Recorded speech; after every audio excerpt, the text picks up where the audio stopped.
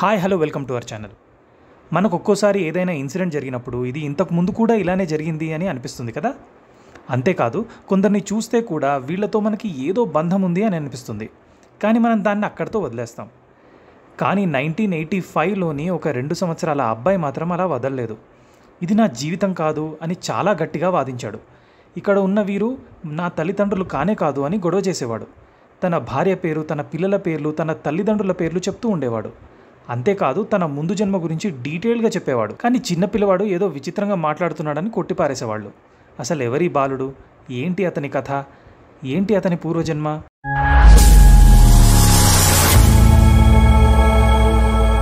ఈ అబ్బాయి పేరు టీటు. అతను తన 2 ఏళ్ల వయసులోనే విచిత్రంగా మాట్లాడేవాడు. మీరు నా తల్లిదండ్రులు కాదు, నాకు వేరే ఉన్నారు అని చెప్పేవాడు. నాది ఆగ్రా అని గొడవ చేసేవాడు. వాటిని పెద్దగా లెక్కలోకి తీసుకోలేదు అతని తల్లిదండ్రులు. టీటూకి 4 సంవత్సరాలు వచ్చిన తర్వాత కూడా అవే మాటలు చెప్పేవాడు. ఇంకా తన పూర్వజన్మ గురించి చెప్పడం మొదలుపెట్టేవాడు. తన జీవితం గురించి అనేక విషయాలు చెప్పాడు. అంతేకాదు అతను ప్రస్తుతం జీవిస్తున్న జీవితం అతనికి పూర్తిగా పరాయిది అని చెప్పాడు. తన గత జన్మ ఒక నేరస్తుడినని చెప్పుకున్న టీటూ సింగ్ తోరన్ కథ ఇది. ఇది పునర్జన్మ యొక్క అద్భుతమైన కేసుగా చెప్పబడింది. చాలా చిన్న వయసు నుండే టీటూ తన వయసుకు మించిన అవగాహన మరియు తెలివిని ప్రదర్శించేవాడు. కేవలం 18 నెలల వయసులో తన తాత, తన భార్య మరియు పిల్లలను చూసుకోవాలని పదే పదే అనేవాడు. తాను బాద్కు చెందినవాడు కాదు అని, ఆగ్రాకు చెందినవాడని చెప్పడంతో తన పేరెంట్స్ని, తన కుటుంబాన్ని ఆశ్చర్యపరిచాడు. అతను పెద్దయ్యాక కుటుంబం యొక్క లైఫ్ స్టైల్ గురించిన కంప్లైంట్స్ ఎక్కువగా ఉండేవి. తన తల్లి బట్టల విషయంలో మాట్లాడుతూ, నా భార్య చాలా కాస్ట్లీ బట్టలు కడుతూ ఉంటుంది, కానీ నువ్వు ముతక చీరలు కడతావు అని అనేవాడు. మరియు కుటుంబం యొక్క ఆర్థిక స్థితిని ఎక్కువగా విమర్శించడం, తనకు కారు ఉందని, పెద్ద బంగ్లా ఉండేదని చెప్పడం వంటివి వారిని బాగా కలవరపెట్టేవి. టీటు తనకు ఒక పెద్ద ఇల్లుతో పాటు ఆగ్రాలోని సదర్ బజార్లో ఒక షాపు కూడా ఉండేదని, అంతేకాకుండా తాను గడిపిన విలాసవంతమైన జీవితాన్ని గురించి స్పష్టంగా చెప్పేవాడు. ఇవన్నీ అతని ప్రస్తుత లైఫ్కి దూరంగా ఉన్నాయి. టీటు జ్ఞాపకాలు అతని ప్రస్తుత కుటుంబాన్ని మరింత లోతుగా ఆలోచించేలా చేశాయి. ఒకరోజు, అంటే ఏప్రిల్ 1987లో తన తండ్రి తనను తీసుకుని వెళ్లకుండా ఒక్కడే ఆగ్రాకు వెళ్ళినప్పుడు బాధపడ్డ టీటు ఒక ఇంపార్టెంట్ విషయాన్ని చెప్పాడు. నా దగ్గర ట్రాన్సిస్టర్ రేడియోల షాప్ ఉంది, అంతేకాదు నేను పెద్ద స్మగ్లర్ మరియు గూండాని. నేను సురేష్ రేడియో షాప్కి ఓనర్ని. నా పేరు సురేష్ అని చెప్పడంతో ఈ క్లూ ఆధారంగా టీటు బ్రదర్స్లో పెద్దవాడైన అశోక్ తన ఫ్రెండ్తో కలిసి ఆగ్రా వెళ్ళి అక్కడ టీటు చెప్పిన షాప్ గురించి ఎంక్వైరీ చేస్తాడు. ఎంత తిరిగినా అతను చెప్పిన షాప్ అడ్రస్ దొరకలేదు.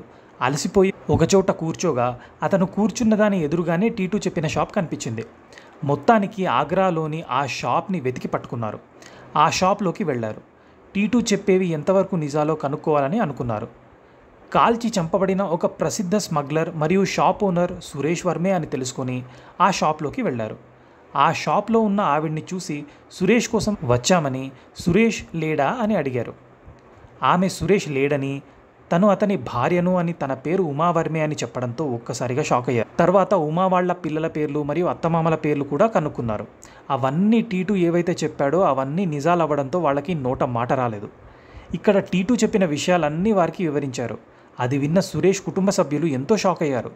అప్పుడు అశోక్ ఉమని సురేష్ ఎలా చనిపోయాడు అని అడిగాడు. దానికి ఉమ 1983లో షాప్ నుంచి తన కార్లో ఇంటికి వస్తుండగా ఒక రకంగా ఇంటి ముందుకు వచ్చాక గుర్తు తెలియని వాళ్ళు ఇద్దరు కలిసి సురేష్ని కాల్చారు, అక్కడికక్కడే సురేష్ ప్రాణాలు వదిలేశాడు అని చెప్పింది. ఈ విషయం కూడా టీటు చెప్పినట్లుగానే ఉండడంతో అశోక్ ఉమకు టీటు గురించి మొత్తం చెప్పాడు.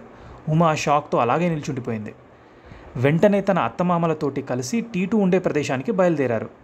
టీటు ఉండే ఇంటికి వచ్చిన తర్వాత ముందుగా సురేష్ తల్లిదండ్రులు టీటుకు కనిపించారు. వారిని చూడగానే ఆనందంతో పరిగెత్తుకుంటూ వచ్చాడు. ఇప్పటి తల్లిదండ్రులకు వారిని చూపిస్తూ వీరేనా అసలైన తల్లిదండ్రులు అని ఏడుస్తూ చెప్పాడు. టీటు వారిని పేరు పేరున గుర్తించాడు మరియు సురేష్ జీవితాన్ని పూర్తిగా వివరంగా వివరించడం అందరినీ ఆశ్చర్యపరిచింది. అతను సురేష్ పిల్లల పేర్లు కూడా చెప్పాడు. అంతేకాదు ఆగ్రాలో ఉన్న వారి ఇంటి గురించి వివరించాడు.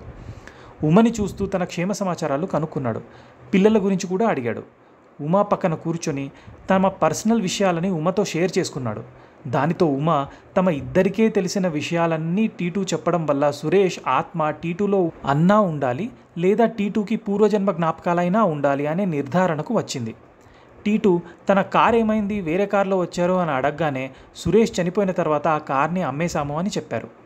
టీటు వాళ్ళు తెచ్చిన కార్ కీస్ని తీసుకొని తనకు బాగా అలవాటు ఉన్నట్లుగా కార్ని ఓపెన్ చేసి ఎక్కగానే అశోక్ కూడా వచ్చి కార్ ఎక్కాడు. టీటు కార్ని స్టార్ట్ చేసి బాగా డ్రైవింగ్ వచ్చిన వాళ్ళలాగానే డ్రైవ్ చేశాడు. కార్ టేప్ డెక్ను ఆపరేట్ చేయటం, కారు నడపడం వంటివి చూసి అందరూ ఆశ్చర్యపోయారు. మరియు సురేష్ మరణం గురించిన నిజాలను కూడా వివరంగా చెప్పేశాడు. పూర్వజన్మలో సురేష్ను చంపిన వారి గురించి కూడా టీటు చెప్పాడు. తనని కాల్చి చంపిన ఇద్దరిలో ఒక అతను తన తోటి వ్యాపారి అని, అతని పేరు, డీటెయిల్స్ అన్నీ చెప్పాడు. అతని ఆలోచన మరియు ప్రవర్తన అచ్చంగా సురేష్లానే ఉన్నాయి.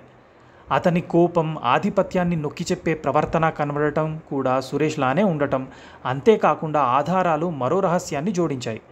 టీటు తల మీద కుడివైపు ఒక చిన్న వృత్తాకార పుట్టుమచ్చ ఉంది. అది బుల్లెట్ గాయం లాంటిది.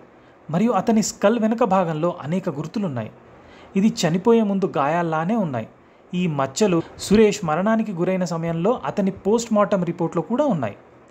టీటు సురేష్ లాగే డేంజరస్ మెంటాలిటీని కలిగి ఉన్నాడు. సురేష్ మునుపటి హత్యా ప్రయత్నాల నుండి విజయవంతంగా తనను తాను రక్షించుకున్నట్లుగా కారు టేప్ డెక్ను ఆపరేట్ చేయటం, కారు నడపగలగటం వంటి అతని సామర్థ్యాలన్నీ టీటులో కూడా ఉండటం టీటు కుటుంబం గుర్తించింది. అతనికి ఎప్పుడూ నేర్పించని వాటిని టీటు చేసి చూపించడం, టీటు పుట్టిన తేదీ మరియు సురేష్ మరణించిన తేదీలు ఒకదానికొకటి విరుద్ధంగా ఉండటం వల్ల అతని కేసు చాలా ఆసక్తికరంగా మారింది. అధికారిక రికార్డుల ప్రకారం సురేష్ ఆగస్ట్ 28, 1983న మరణించాడని, టీటు డిసెంబర్ 11, 1982 లేదా డిసెంబర్ 10, 1983న జన్మించాడని చెప్తున్నాయి. ఈ డిఫరెన్స్ కేసులో అనుమానాలని పెంచుతుంది. ఇక్కడ ఒక చనిపోయిన మనిషి మరలా పుట్టిన సమయం లేదా కొంతకాలం తర్వాత అతనిలోకి ఆత్మ రావచ్చు. హిందూ పరిభాషలో దీనిని పరకాయ ప్రవేశం అని పిలుస్తారు. 1982లో పుట్టిన తేదీ ఖచ్చితమైనదైతే 8 నెలల వయస్సులో టీటు అనారోగ్యం తర్వాత టీటులోకి సురేష్ ఆత్మ ప్రవేశించి ఉండవచ్చని కేసు సూచిస్తుంది. అదే కనుక 1983లో టీటు బర్త్ అయి ఉంటే సురేష్ పునర్జన్మ పొంది ఉండవచ్చు. టీటు కేసు భారతదేశంలో మరియు ఇంటర్నేషనల్గా కూడా ఎక్కువ మంది దృష్టిని ఆకర్షించింది. ఇది బ్రిటిష్ మ్యాగజైన్ రీఇన్కార్నేషన్ ఇంటర్నేషనల్లో మరియు 1990 BBC టీవీ వార్తా కార్యక్రమంలో 40 minutes ప్రసారం చేశారు. ఈ నివేదికలలో 2 కుటుంబాలతో ఇంటర్వ్యూలు జరిగాయి. అంతేకాకుండా సురేష్ జీవితంలోని జరిగిన సంఘటనలను గుర్తు చేసుకునే టీటు యొక్క అసాధారణ సామర్థ్యాన్ని ప్రదర్శించాయి. ఇటీవల దేశీ క్రైమ్ పాడ్కాస్ట్ టీటు సింగ్ తోరణ్ కథను ఎపిసోడ్లుగా విడుదల చేసింది. ఇప్పుడు 40 years వయసులో ఉన్న టీటును స్వయంగా ఇంటర్వ్యూ చేశారు. శ్రోతలకు అతని అసాధారణ అనుభవాలు మరియు అతని గత జీవిత జ్ఞాపకాల ప్రభావాన్ని అరుదైన రీతిలో చూపించారు. అప్పటి నుండి అతను సురేష్లా కాకుండా చాలా ప్రశాంతమైన కెరియర్ని ఎంచుకున్నాడు.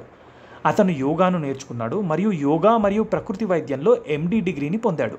2012 నుండి అతను వారణాసిలోని బనారస్ హిందూ విశ్వవిద్యాలయంలో అసిస్టెంట్ ప్రొఫెసర్గా పనిచేస్తున్నాడు మరియు ఇప్పుడు ప్రకృతి వైద్యం మరియు యోగా చికిత్సను బోధిస్తున్నాడు. మా ఈ వీడియో మీకు నచ్చినట్టయితే లైక్ చేసి, షేర్ చేసి, సబ్స్క్రైబ్ చేయండి. Thank you.